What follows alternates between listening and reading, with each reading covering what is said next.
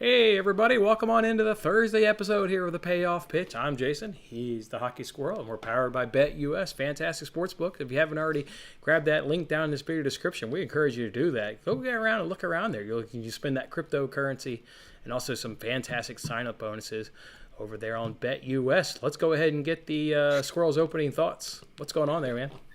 I was just shocked when I just read Corn Trail Day from D-Gent in the chat. I'm back on it. Yeah, I am too. It should have been Corn Trail Day yesterday. I know. You know what's sad? You know what's sad, Squirrel? We got to pour one out. Mitch Keller's been moved to the bullpen. That means no more props are going to be given. Yeah, I got to pour one out for our guy, Mitch Keller, man. Rode him for 2 seasons now. I definitely poured some bourbon last night and made it a little heavier there for Mitch Keller. I was sad seeing him come out of the bullpen. We'll find somebody new. Well, we will, but they took Zach Greinke away from us. I waited, looked all day, was probably like every hour, I was looking for that under walks. Never happened. Yeah. Never happened. Yeah. So quite unfortunate right there. Hey, we're going to do things a little bit different here today. What we're going to do today is there's only 8 MLB games. Let's go ahead and call it 7. We'll just go ahead and remove that Guardians versus Reds game. We've kind of talked about that yesterday. So let's just say there's 7 MLB games.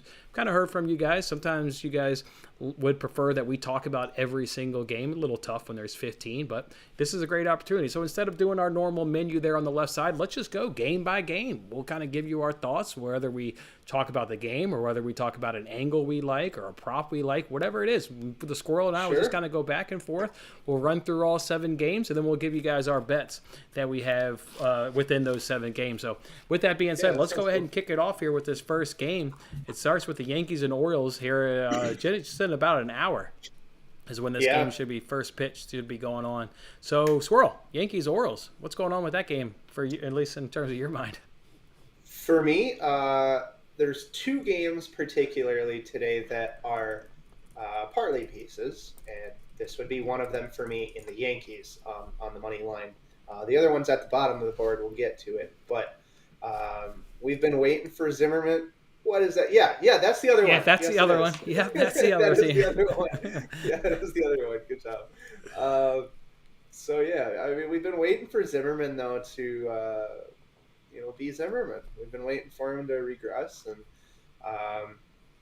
last game it looks like 7 hits, 3 runs. He's been giving up runs in every game. It just hasn't been an unreal amount. We'll get so he's gone against the Yankees 1 game, 5 innings, 4 hits, 0 runs. I 2 think games. That changes today. 2 games. Oh, really? Yeah. Did I miss the other one? Oh, he did miss the other one. He had a real nice 7 start, hits, and then they runs. tagged him. Yeah, which is what we see, right? A good first start, and then he gets tagged a couple weeks later by the Yankees. For sure. And I think it happens again. I don't trust the Orioles here. I wouldn't back them. I would parlay the Yankees, and I don't know. Do we look at a prop here for maybe Montgomery or fade Zimmerman somehow on the mound? I tell you what, Montgomery, go look up these Orioles guys. Other than Trey Mancini, everybody generally struggles against Montgomery. So, yeah, if you want to do his outs props, he doesn't really strike out a ton of guys. But maybe if you do his outs props, the only thing with that is Aaron Boone, man, he's always quick to go to that bullpen. I mean, it's really stinking good, and it's not just this season. He tends to go to it early.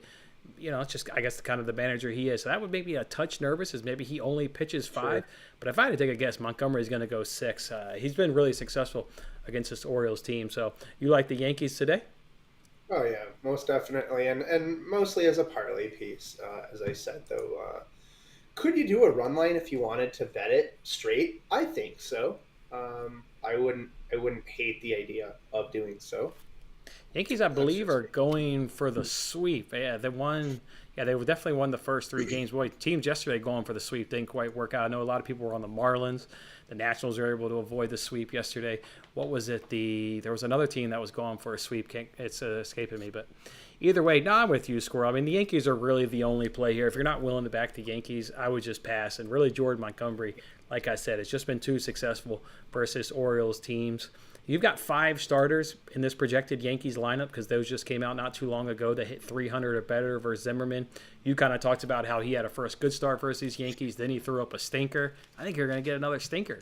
Generally what these Yankees do as they see somebody. So I like that right there. Yankees coming in on fire, number 6 in batting average. You know, I'm just like to get behind the Yankees. I've dropped them the past 2 days in my double play, in my parlay, and they've come through for me. The Yankees are 10-2 in day games. How about that? It's that for you there. 10-2 in day games.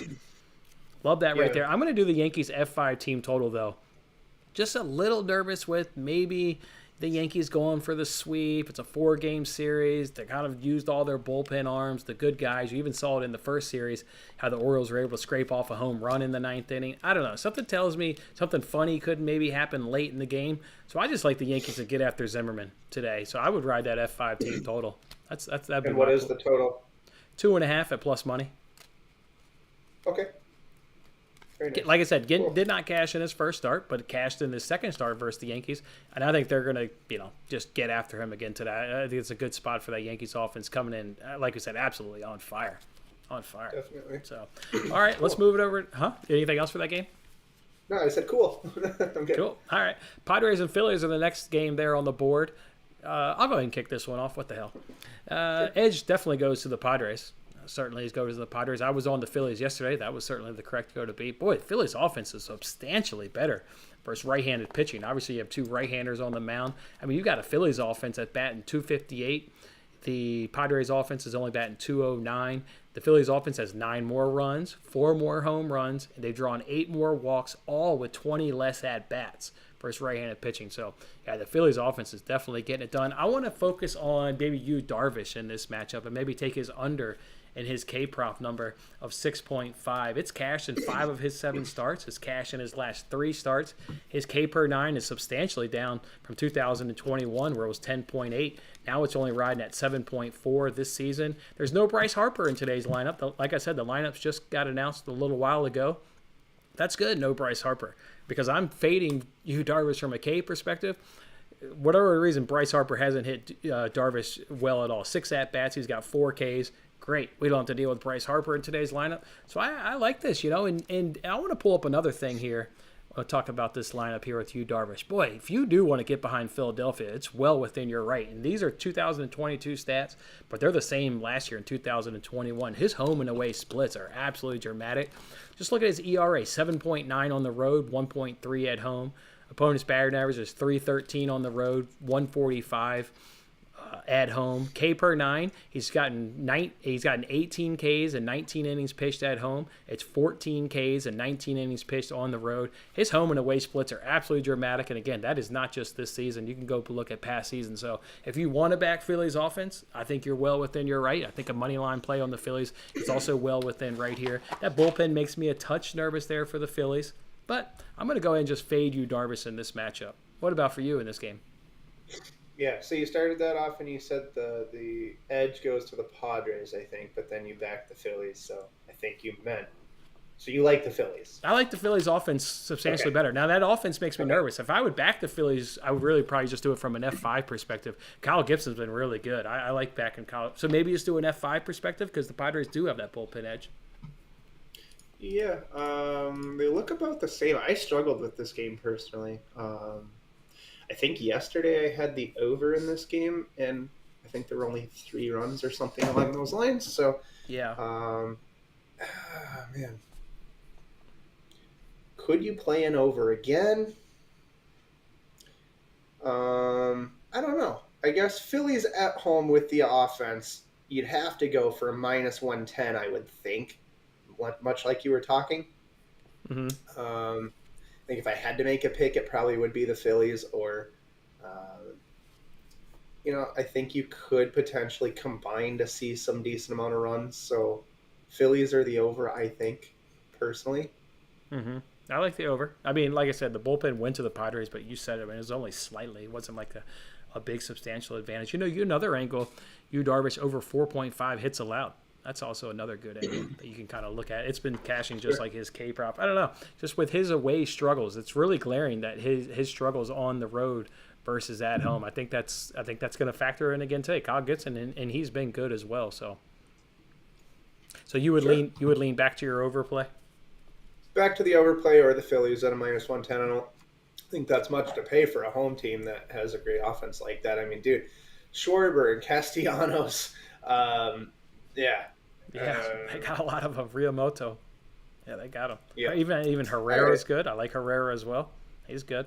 Yeah. I'm sold on the Phillies. Sold on the Phillies. All right, I like that right there. All right, let's move it along. This matchup, I don't have a ton to talk about, just because we've kind of talked about the Cardinals and the Mets throughout the course of this week. We've kind of backed them in various ways or faded them yesterday. Jordan Hicks did to me yesterday, Squirrel.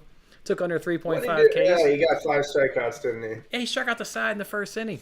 He was getting rocked around. I didn't watch that game, but I can guarantee it was one of those scenarios where like everybody saw everybody in front of them get a hit, and they were all just swinging for the fences, and it was either a bomb or a strikeout because he struck out the side while getting rocked.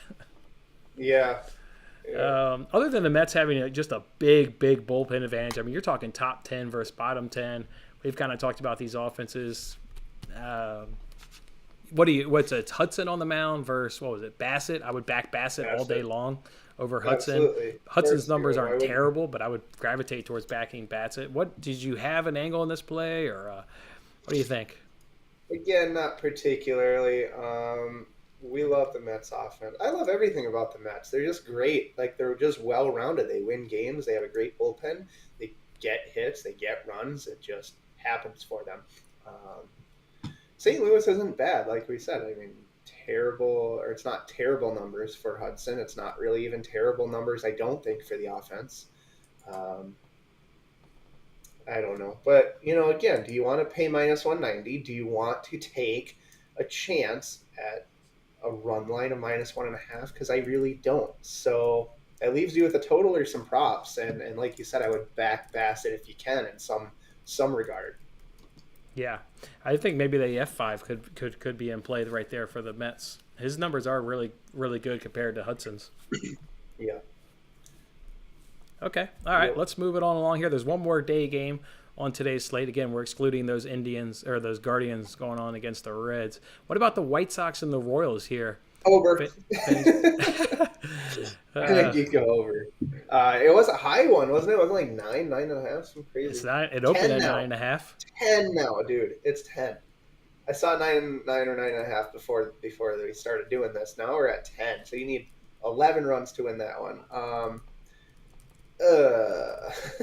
It's starting to look like a Colorado game, isn't it? Yeah, right. Boy. Well, anyway, if the line doesn't tell you can expect a lot of runs, the ERAs and whatnot should. You're looking at a 9.11. 9.11. It's bad, dude. It's bad. It is. Yeah. You're gonna have to call 911 after this game. You're gonna murder in that one. For Hernandez, not good. 5.53 for Velasquez. Really, I don't think they do much other than just get hit. These guys. They really do. Dude, 9 runs given up to Colorado in the last start for Hernandez. 8 hits, 7 hits, 4, 6, 8, 6. It's going to be probably a hit fest, a run fest, I would think. I would think so. Can you get behind either team there? Probably not in that high scoring of a game. I think it's a total or fade the pitchers to do terrible in some way, shape, or form. I think that is the angle right there. You've mentioned it's a total play, or is it a fade one of the pitchers? I was a little nervous on the totals just because these offenses are just kind of like middle of the pack. But boy, when you start looking at these starting pitchings, that's when you start licking your lips and going, okay, maybe the total can go ahead and hit. We've been fading Carlos Hernandez almost every single start. We've been getting nothing but cashes. We've been doing it through F5 team totals. Okay, I think today I guess that White Sox offense may be a little nervous that maybe fading that F5 team totals. So then I transition to looking at his hits allowed, which is at 5.5, or his Ks, which is at 3.5. Both of those numbers have cashed in all but one start. There was a different start that each one of those was unable to get a cash in. In 2021, though, his hits never cashed versus these White Sox, where the Ks cashed in 2 of the 4 starts. So like that. His K per 9 is dropping substantially since 2021. It's only at 4.4 so far this season in terms of K per 9. So you're talking 1 roughly every other inning. Lines up perfectly with what the White Sox do because they're getting a K every 5 at-bats. So I like that right there. His high walks also makes me a little bit nervous if you go ahead and take his over on his hits. This guy has go look at his game log. He'll just throw some walks up there. So throwing some free passes then takes away from hits allowed. I kind of settled really on K's, and I want to go ahead and fade him. And I don't think this is a guy that has a long leash. Remember, we took his F5 team total 2 starts ago against the Orioles, and the Orioles didn't have anything going into the 5th inning, and then they got six runs in that 5th inning to give us a nice good cash there. Well, that's what you're going to get with him. They're not going to give this guy a long leash. He hasn't done anything to earn it. So, all right, I'm going to go ahead and lean with fading Carlos Hernandez on his under 3.5 Ks. That's where I went ahead and settled right there. So I think that's the best angle in here. Another thing in terms of old overs that put me off on the over, and it kind of speaks to maybe about how these two offenses are struggling. In White Sox games, the F5 over-under has cashed the under 23 times and only 9 losses with 1 push.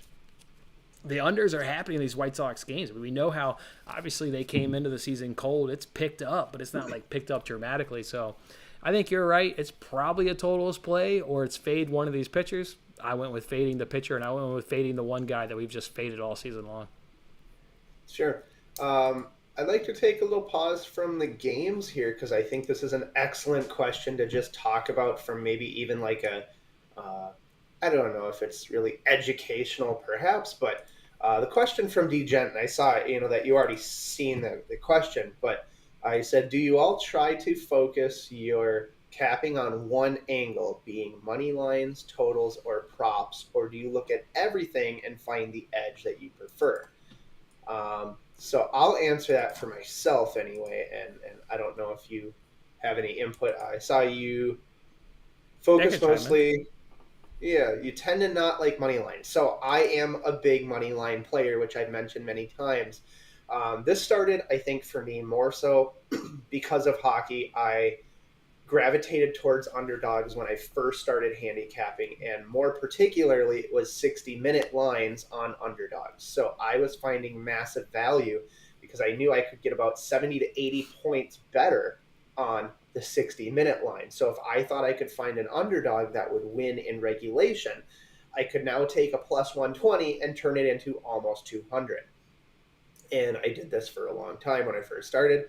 I feel that my strength is in predicting who's going to win more so than how many runs there are going to be. I've always felt like I am more likely to predict to a higher degree which team will come out with the win rather than, I think they're going to score 6 goals tonight or 4 goals tonight or what have you, or in terms of runs. Some sports are a little bit easier to kind of predict totals. I think football is a little bit easier, like NFL. I would probably gravitate more towards totals than a spread. Basketball is another one, right? So I think it depends also on the sport that you're handicapping. It depends on the matchups that you're getting, right? So, like, I don't want to take a money line particularly in the White Sox and Kansas City game because both pitchers are equally as bad. Where is your edge particularly there? I look at a total or a prop. I think it really is a case-by-case basis. I look at each game separately. So, like, a lot of people will focus on things like a series, like we've seen here. They can't get swept angle. I don't look at it that way. I look at it, can they solely win this one single game? Because every single game is a different proposition to me. Right. Day to day, games don't happen the same way just because it's the same 2 teams. And it's like that in every single sport. We're seeing it with hockey. You look at the playoffs, you have a best of 7. The better team doesn't just simply win 4 in a row and we're done. Sometimes it works out that way. Sometimes teams get swept. But I guess I have an order of doing so, right? I go money line, then total, then props. But I always will look at money lines first and see if I can find that angle of, do I like a team to win? Nice. The only thing I'll add on about that in terms of myself is that I think that Carlos Hernandez is a great example of, I try and look at as much as I can. We've just been taking the opponent's F5 team total at will. With the White Sox awful and scuffling a touch bit, it was like, okay, well, I still want to fade this bum. How can I do it? And it was just a perfect dream of, well, he only strikes out a batter about every other inning. The White Sox are averaging a strikeout about every other inning. He's not going to get a long leash. You see, he starts to get hit hard in innings 4 or 5 and doesn't really touch the 6th inning, at least much this season. So I kind of went with that angle. I will say, while I try and like look at everything, somebody's going to say, well, how the hell do you do everything right? You just can't possibly have the time. Well, one, this is my only job, so I don't get off this show and go clock in somewhere. This is it. But I will say Fangraphs. Fangraphs is one of the best sites because you can create custom tables.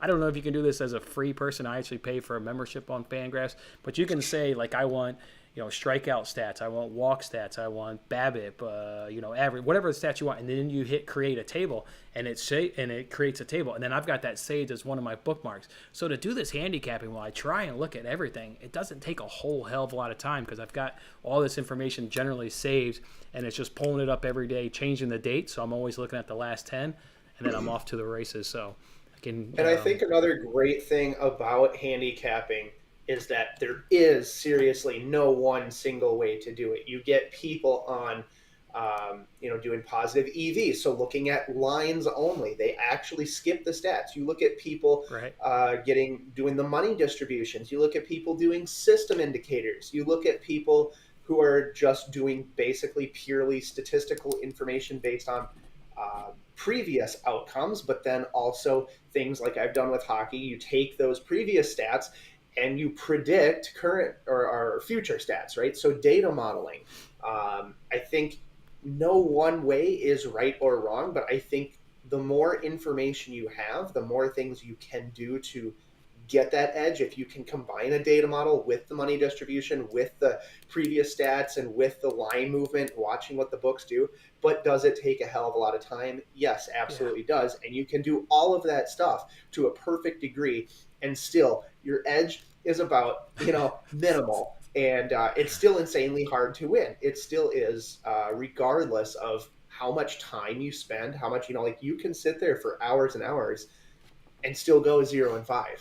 You can. And it's mentally it's difficult. It's that's the hardest part about this job is I get off this. I said I flush my mind for an hour and then I go right back into handicapping. When you have a bad day, it's like, what are you talking about? I put in like 6 hours of work. What do you mean I had a bad day? Oh, absolutely. And it's like I really just sat there for that much time just to get destroyed. Not only did I lose my own money, but I feel like my reputation took a hit because you get trolling and I mean, it sucks when you're just trying to help people and give good information and then people blast you. And this is not everybody. I mean, we have awesome people here in the show, right? I mean, every day these people are showing up. And that's what keeps us going is really the people that do understand what the variance is like and how hard it really is. And they don't expect you to win 100% of the time because nobody does.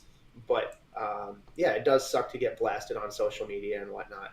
It's mentally a little bit of a struggle, but I think you become numb to it the longer you do it. And that's what really sets you apart is that professional mentality and attitude of knowing that you're going to come back. I've seen you have negative 15 unit weeks and the very next week you make 20. I've seen you do it many times. I think everybody I know is getting destroyed right now though. Personally, the last 3 days I've had have been awful. But I've had months where I lose 20 units. I've had months where I come right back the very next month to make 20 or 30 or whatever. So it's just really this tug of war, big roller coaster. And that is the best way to describe sports betting, I think. Yeah, right on there, Squirrel. Let's get back to the games. Huh? Let's get back to the games. Let's do it. Let's get right back at it. All right, here we go. We got Mariners and Red Sox up next. And here's a good example of me trying to find a good angle for everybody. I'm going to give out a bet here on this game that I haven't given out all season long. Haven't done it yet all season long. So let's talk about this Mariners. Let's talk about this Mariners versus Red Sox game. Red Sox bullpen's a whole hell of a lot better. Other than them having a worse home run per 9 innings, the Red Sox do it all better than the Seattle Mariners bullpen right now. So love that. And one example is just look at BABIP. The Red Sox are at 203. The Mariners are at 321. And when I mean a whole lot better, that's the kind of discrepancy I'm talking about. When you go look at the stats, this Red Sox bullpen is substantially better than this Mariners bullpen. Let's talk about these offenses here then for a second. Just from a hitting perspective, we know the Red Sox are second. They're hitting 291. Well, Mariners versus left-handers, got Rich Hill on the mound there today. They're 25th in the league. They're only hitting 193. So we got a better bullpen in the Red Sox. We got an offense that's coming in a lot better versus, their respective handed pitching. And what did the Mariners do last time they faced a left-hander? Just to kind of comment on how much they've been struggling. They faced Kikuchi there, the Blue Jays. They got 1 hit in 6 innings off Kikuchi. Now, Rich Hill's a little bit different pitcher. I love that crafty veteran, though. He may not be blowing it by you, but he's just such a crafty guy. He knows how to pitch to, get you out, to get you have that weak, soft content. Love that. What about George Kirby there on the mound there for the Mariners? He's their young top prospect, really a top prospect kind of in all of baseball. A great debut. His second start was kind of ho-hum, wasn't really ideal there versus the Mets, but he had a big drop-off in his Ks. He got 7 Ks in his first start. He only got 1 K versus the Mets. What does that tell me? That tells me once big league hitters, have tape on you, maybe this guy won't be the greatest that people think he'll be. Here's another stat for you guys. The Red Sox coming off a win. Will this give anybody pause? They're now 3-11 coming off a win. They won yesterday. All right, so here's my angle in this game. You've got the Red Sox, a hot offense versus right-handed pitching. Mariners, again, cannot hit left-handers. And then you've got a bullpen that the Mariners are just going to give up hits where this Red Sox one doesn't. You can get the Red Sox to have the most hits at even money. Love that right there. The Red Sox to have the most hits at even money. How do you want to talk about this game? The thing I appreciate about you too is that you take weird ass bets. You know what I mean? I don't know. You kind of think about things at an angle that I never really did, or never really do. Still, actually, trying to find an edge. Yeah, thanks, man. But I don't know. I think that's what makes us good as a duo is that we're very different, right? We're not singly minded. I don't know. I always just kind of I have to pick a side, and then you say your bets, and I'm like, no, I don't have to pick a side. But George Kirby, man, what a cool. I think I had him in his first start. I think I did anyway. Mm-hmm. And he was excellent. But Rich Hill still deals at 42 years old, dude. He's still dealing, good. Man. Not bad at all. And Boston at home, I love the lineup here for Boston. I almost felt had we been doing our regular 9-inning thing here on the left side, would I have put this as a steal for the Red Sox? Is the way I was leaning at a minus 120, minus 125 price. Yeah, I think I probably would have. The only thing really to me pushing it down is probably George Kirby. Not gonna lie to you. If you gave us a worse pitcher on the mound, Boston should be a higher price, wouldn't you think? Oh, for sure. I couldn't get away from how much his Ks dropped off. That makes me nervous that there was something in the tape, and I think Boston will pick up on that too. Boston and New York Mets have about roughly the same K per 9. I don't know. I'd be nervous back in Mariners and Kirby today. Real nervous. Even though the Red Sox are 3-11 coming off a win. These stats are so funny, the way these trends happen. 3-11 coming off a win. Won yesterday. Yeah. This is where then I would pivot to an F5, right? You know what? Okay, so the Reds, I don't want to mess with that trend. They're only 3-11 coming off a win. I like Rich Hill. Kirby's kind of, I think he'll kind of tail off. I don't know. Yeah, somebody really likes your bet there. That is creative. That Red Sox one? Yeah. Nice. Let's go with that. That's my guy. Let's see. Oh, I wanted to ask you. I think it's very cheap as well to pay for a Fangraphs membership, isn't it? It's not much, at least I don't think. I got it set on auto renewal. I couldn't even tell you. I don't even know what I'm being charged. I think it's pretty damn cheap if I remember it. But yeah, between that and Action Network, I know a lot of people will talk about Sports Insights, which is run by the same company, and I think it's Action Labs, but Sports Insight's super expensive for what it is compared to Action Network. You get the same numbers in money distributions and whatnot. The only thing additionally you could see for Sports Insights is you get to create systems, so they have back-tested data all the way to 2005 or something like that for most sports, I think. So you can kind of, see situational things like what you would be up or down based on whatever factors. I think they give you additional stuff for prop bets and like their little data model thing. But in terms of the money distribution in Steam, you can see exactly what book those major bets are coming in at and whether those books are profitable or not. So, is it some like podunk weird little book that doesn't, nobody's ever heard of, or is it like your actual, big ones like FanDuel, DraftKings, William Hill, BetMGM, whatever, because they're more reputable books, right? But those are, resources and information is key, but also how you go about parsing that data, how you formulate the information or how you clean it is more important as well. So you want to not only have a good source of data, but how you actually like you were saying, creating those tables and narrowing it down to what metrics particularly matter about the sport that you're trying to handicap, and also what style or method you're trying to handicap, right? Because you would use most likely a little bit different metrics or style of approaching things if you were primarily focusing on totals or money lines. But, I agree. Cool. We're having an educational day here, dude. This is great. Yeah. I like the variety. I like the differentness. Let's keep it going here. We got 2 more games, and I got to go grab my son from the school here. So let's get to this Diamondbacks versus Cubs series. This is a new one that kicks off today. Diamondbacks. Cubs won the Diamondbacks, but maybe not the full game Diamondbacks. Let me tell you why you don't want to back the full game Diamondbacks there. Cubs won the previous series 2-1. You got Stroman on the mound here versus Gallen. Bullpen edge, Cubs are better across the board. I want to focus on what's wrong with Mark Melancon here, the Diamondbacks closer. Last time Gallen was on the mound, Diamondbacks were in a position to win the game, and Mark Manson blew the save. What's wrong with this guy? K per 9 last season, 8.2, 3.1 this season. Opponent's batter numbers, 228 versus 377. Was giving up a home run every 16 innings pitches last year. Now it's every 11 innings pitch.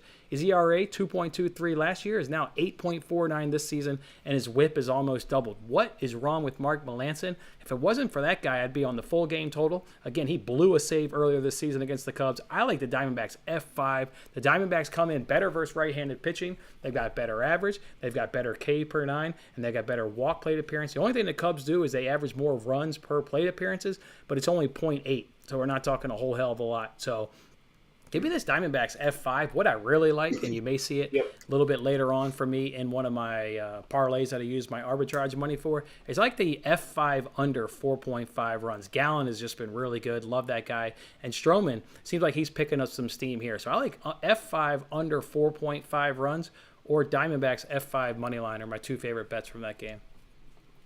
Yeah, so I have to tell you my bets, obviously, every day so that we can put them on our official card there. But I just told you this one straight up. I said I'm going to take the F5 on Diamondbacks, and I don't know if that was something you already were on at the time that I told you, or no, I was not. If it's you were not until I. On it. Well, I not on it as in, like, I didn't bet it. I had always had it as a lean, but I did not. Now your story's changing. No, I thought you meant bet it. I thought you meant, dude, I got all my notes, bro. Yeah, no. But yeah, the Arizona Diamondbacks first 5 is something I'm on. You're going to pay a little bit of juice, more than the full game money line, but I think for good reason. And really, it is absolutely about backing Zach Gallen. And Marcus Stroman, I really never minded him when he was on the Mets, but my God, I've been like, yikes, I wanted to stay away ever since he joined the Cubs now this year.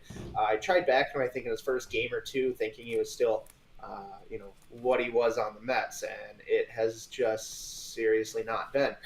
But with Gallen's track record there of, I think he pitched like 6 innings to the Dodgers, no runs, good, shut them down, and even the Mets 5 innings, he give up 2 hits, 1 run. Like, these are things I'm okay with when that quality of opponent is that good. Mets twice, actually. He only gave up 1 run out of 9 innings in 2 games. Absolutely, it's all about Gallen, and that gives a major boost to the Diamondbacks offensive roster there. So I would grab the first 5, absolutely, and just back Gallen and try to avoid the back half of that game. Gallen is definitely a guy that if he was on a better team, people would know about him. But because I was on the Diamondbacks, mainstream people just don't quite know about him. I guess the reason I like the F5 under a touch more is Stroman has put together 2 quality starts against the Braves and Brewers, and both those offenses are doing pretty good, currently. So I love your play. I would, if I had to pick one, maybe I would just do the under more. But I'm not mad at your play at all. I mean, it was in my notes as a Better lead, not so be. love that right there. All right, let's get to this last game here between the Rangers and the Astros, another series that's kicking off. Boy, is anybody going to get in the way of this Rangers team? Just coming off a sweep of the Angels, got a 4-game win streak. We know even the bad teams can play hot at times. Is this a time where maybe the non-playoff team Rangers is going to maybe play better? Squirrel's over there shaking his head. Well, let me tell you why he's shaking his head, because the Astros have a better bullpen. It's not huge. It's not huge. Both of these teams sit just out the top 10, but the Astros certainly do it better. The Astros are 3-1 versus the Rangers this season. All 4 games saw under 8 runs or less, so maybe that could be a good angle in this game. Astros are red hot versus right-handed pitching. The Rangers are dead cold versus left-handed pitching. I think let me pull it up here. I don't want to say they're the 29th or 28th. I don't want to get this right. Yeah, 29th. So yeah, Astros red hot versus right-handers. Rangers dead cold. Hard not to like the Astros. The only thing you'd be going against is maybe a Rangers team that is picking up steam again, coming off a sweep and a 4-game win streak. But I'm on those Astros. Too many hitting advantages with their hotness versus the Rangers' coldness versus left-handers. So, and Valdez has been good. Like that guy there for the Astros. So you like the Astros? Why do you like them? Well, number one, because of Valdez, and I've just had this kind of pull towards him ever since the beginning of last year when I really kind of noticed him. But again, you look at every single guy that's about to get up to bat, and I'm scared of every single one of them. I would not go against them, right? You lead off with Altuve, then Brantley, Bregman, Alvarez, Gurriel, and all the way down to the bottom of the order with Maldonado. Just nobody I really want to screw around with going against from a Rangers standpoint.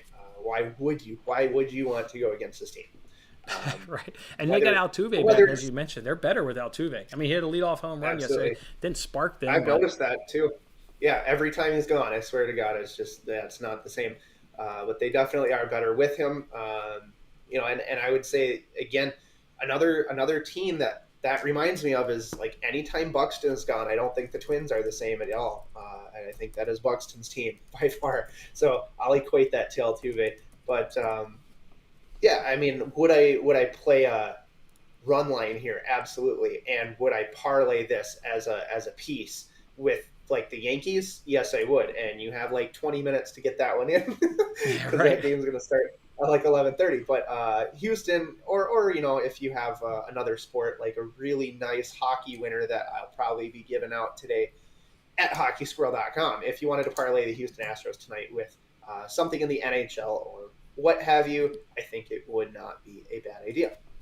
We're about to reveal our official bets, and I just made a catastrophic error. Error. Don't do that. I'm 2-0 in my last 2 days on my double parlay, and I didn't get even a double parlay today. What was I thinking? Got to ride the hot hand. What was I thinking? Got to ride the hot hand. Let's go ahead and get these people our official bets. I'm on you, Darvish, to have under 6.5 Ks at -128. I'm on Cal Corntrill to have under 4.5 Ks at -122. Gave that bet out yesterday. Even got a better price. Got my bet voided, and they gave me a better price today. Hey, appreciate that, Sportsbook. Give me Carlos Hernandez there to have under 3.5 Ks at -144. Yankees F5 team total over 2.5 runs at +115. And give me the Red Sox to have the most hits at even money. Looks like you're on a couple bets. Yeah, I really like that Diamondbacks with Zach Gallen there in the first 5 as to avoid the back half of that game as we talked about. There's some things I kind of started liking a little more as we were talking about them now and whatnot. So a few things there hopefully you picked up through the show. But going back to yesterday, I mean, we already said we liked the Reds, and I think it was Barstools at +112 was the best out there, I think. That's right.